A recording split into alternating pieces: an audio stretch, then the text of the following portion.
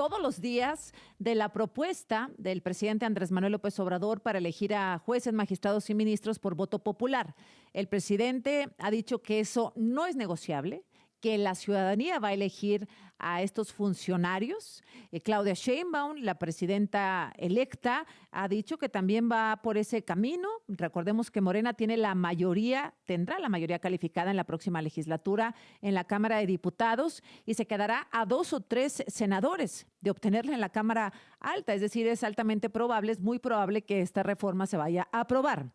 Ha generado muchas críticas y se pone como ejemplo el único país de América Latina que tiene este proceso de votación a jueces, ministros y magistrados. Se pone como ejemplo siempre Bolivia. Poco conocemos de ello, por ello le he llamado a Rafael Archondo, él es periodista en aquel país y le agradezco mucho que me tome la llamada esta mañana para hablar de esta experiencia. ¿Cómo estás, Rafael? Buenos días. ¿Qué tal, Azucena? Un abrazo para tu auditorio y para ti. Me da mucho gusto saludarte, Rafael. A ver, ahí en Bolivia, el único país de América Latina donde se lleva a cabo este ejercicio que ahora se quiere implementar en México. ¿Cómo les ha ido con esta elección directa de jueces, Rafael? Sí, bueno, la verdad, efectivamente, como tú decías, el único país de América Latina que tiene esta modalidad es Bolivia. Pero habría que agregar que no es solo el único país en América Latina, sino el único país en el mundo, Azucena. Ujú. Ningún otro país lo hace. El presidente de México dijo ayer Te, que te voy a, México te voy a podría... interrumpir, Rafael, perdóname, pero es que no te escucho con claridad. Si me ayuda, no sé Poner si los está en audífonos. speaker, si está en altavoz o con audífonos, nada más para Ahora sí. a ver. Me dices que Bolivia no solamente es el único Hola, país en hola. América Latina, sino en todo el mundo, Rafael. Sí, correcto. ¿Ahora se me escucha mejor? Te escucho un poquito lejos, no sé si me digan si al aire se escucha bien, porque yo lo escucho un poquito con eco. A ver si me vuelves a hablar, por favor. Sí, hola, hola. Adelante. Tengo ya mis audífonos, no sé si Muchas eso gracias, mejora. muchas gracias. Sí, mejoró bastante. Muy Adelante, bien. perdóname Ahora que te sí. interrumpí. No te preocupes, muchas gracias. Bueno, te digo que el único país del mundo que elige jueces, es decir, en los niveles más altos de la cúpula del Poder Judicial, me estoy refiriendo a la Corte Suprema, al Tribunal Constitucional, al Consejo de la Judicatura y en el caso de Bolivia también al Tribunal Agroambiental, el único país que lo hace en ese nivel, a nivel, digamos, de la cúpula, es Bolivia. El presidente de México dijo ayer que también lo hacía Estados Unidos. Ujú. Con todo respeto, hay que decir que en Estados Unidos solo se hace a nivel local, es decir, de forma muy, muy descentralizada, no tiene el impacto que tendría, digamos así, elegir el Poder Judicial en sí, ¿no? Es decir, los lugares más importantes de decisión. Y te puedo platicar que la experiencia boliviana ha sido negativa. Los bolivianos, los electores bolivianos, pueden coincidir con esto que te digo. Ujú. Hubo dos elecciones judiciales en Bolivia, una en 2011 y una en 2017, con lo cual te estoy diciendo que hubo dos camadas, digamos así, de Ujú. jueces elegidos a través del voto popular. Y si tú miras con detalle el escrutinio, el conteo de los votos, te darás cuenta que tanto en 2011 como en 2017, el 60% de los electores que fueron a esas elecciones dejaron la boleta en blanco o anularon su voto. En Es Bolivia el voto decir, es obligatorio. correcto, en Bolivia el voto es obligatorio, es decir, hay tasas de participación cercanas al 90%, Ujú. y esos electores ya de inicio de partida le dijeron al poder político en Bolivia: no nos hagas elegir jueces porque no sabemos quiénes son las personas que están en la boleta. Son más de 100 personas las que están, es una sábana en vez de una boleta, y preferimos o no pronunciarnos, votar en blanco o votar en nulo. Y hay un elemento más, Azucena, que es muy importante advertir para el caso de México. Los candidatos que participaron en estas dos elecciones judiciales en Bolivia fueron elegidos por el Congreso. Y la norma te dice que el Congreso en sus 2/3 Ujú. debe elegir una lista de aspirantes. Es decir, no van los aspirantes de manera directa a la boleta, sino que pasan por una Ok, preselección. un filtro en el Lo, Congreso. Ujú, Correcto. ujú. ¿Qué pasó en Bolivia, Azucena? En Bolivia, el partido dominante Ujú. lo que vendría a ser hoy Morena en México, en Correcto. Bolivia se llama Movimiento al Socialismo, tenía las 2/3 del Congreso, exactamente como la doctora Sheinbaum dentro de unos meses. Lo tenía en el Y 2011. entonces, el 2011 y el Ah, 2017, también, bien. esas listas fueron elaboradas no por el Congreso en sentido estricto, sino por la bancada del Movimiento al Socialismo. Del Es decir, partido la del presidente. bancada, correcto, la bancada eligió a todos los aspirantes, a todos. Ujú. Entonces, ¿qué me dirías, Azucena, si yo te digo que tienes que elegir entre un tamal de rajas, otro de rajas y otro de rajas? ¿Cuál de los tres elegirías? Pues sí, Si ¿no? todos son lo mismo, ¿no es cierto? Oye, tú ponías un gran Entonces, ejemplo, querido Rafael Archondo, porque te escuché con el muy querido Leo Zuckerman. Ponías un ejemplo sí. de qué harías si vas a ingresar a un quirófano y antes de entrar te dan una lista de cirujanos y te dicen, pues elige cuál, ¿no? Correcto, correcto. O Mira, sea, pues yo vivo en la entrarías Ciudad de temblando al México. quirófano. Correcto, yo vivo en la Ciudad de México, no estoy en Bolivia. Ajá, Y cuando entro al Metrobús todos los días, nadie me pregunta quién es el conductor o cuál conductor me gustaría que me llevara hasta mi trabajo, ¿verdad? ajá. Porque ese es un servicio, Azucena. Es decir, lo más importante, o sea, lo que valida a un juez no es la popularidad que tenga entre la gente, el mucho cariño que le puedan tener Claro. sus vecinos, sino lo que valida y hace probo e imparcial a un juez son sus sentencias. Ujú. Es el servicio de justicia que le da a las personas.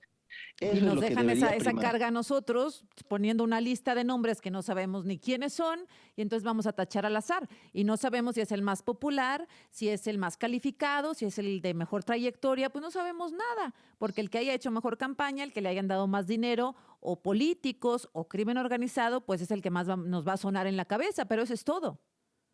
Y hay un elemento más, Azucena, que te agrego aquí al panorama triste de la realidad boliviana, y es que, de acuerdo a la norma, esos candidatos que fueron elegidos todos por el partido de gobierno y que no constituyeron ninguna elección, no podían hacer campaña, Azucena. Lo cual es Ah, en lógico, Bolivia porque no sí. hacen campaña, correcto. No pueden, están prohibidos de hacer campaña, lo cual tiene cierta lógica porque no puede ser que un juez, un aspirante a juez, perdón, esté repartiendo volantes, esté brigadeando, Bardas, como se pintando le dice, bardas, ¿no? etcétera. Exactamente, y hablándole y haciendo promesas. Entonces, ¿qué pasó?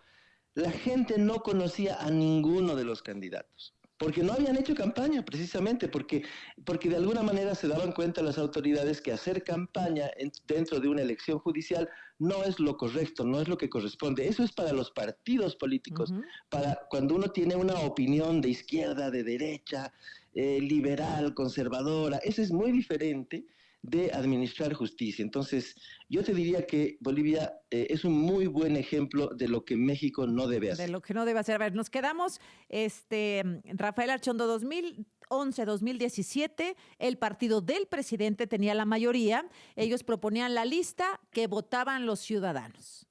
¿Qué Así pasó es. después? Porque es cíclico, porque nadie tiene el poder para siempre.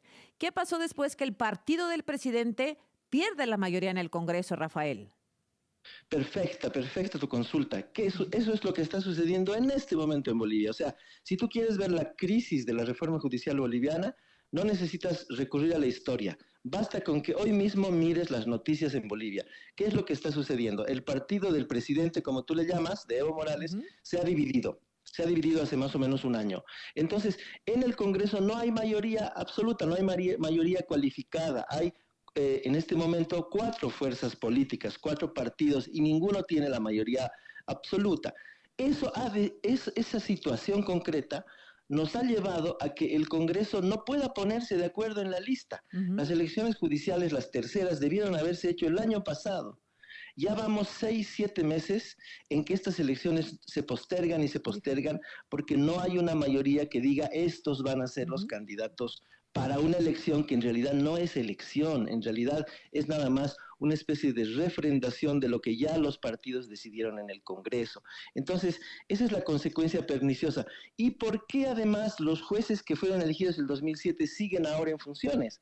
Pues sí. Porque se han postrado ante el Uf, gobierno del uf, presidente Luis Arce. claro. Es decir, el presidente Luis Arce necesita a estos jueces autoprorrogados y por esa razón también el gobierno está intentando postergar lo más Que se posible queden las ahí. No te elecciones. vayas, Rafael, déjame cruzar un corte y concluimos, ¿te parece? me parece. Gracias a Rafael Archondo, periodista boliviano, por mantenerse en la línea. Gracias, Rafael. Nos estás contando sobre la experiencia de Bolivia con la elección popular, con la elección ciudadana de magistrados, ministros y jueces. Nos has ya dado un contexto muy importante respecto a lo que ha sucedido desde el 2011, 2017 y a la fecha, que ha sido un completo desastre en la aceptación ciudadana. Los ciudadanos no quieren tomar este papel de elegir a sus jueces. 60% nulifica, anula su boleta. Número uno. Número dos, lo más grave, son jueces que están al servicio del presidente, Rafael, porque por querer mantener su puesto, reelegirse o mantener sus privilegios, digamos, se pliegan al poder. Correcto, Susana. Y hay un elemento más que complejiza mucho más el panorama.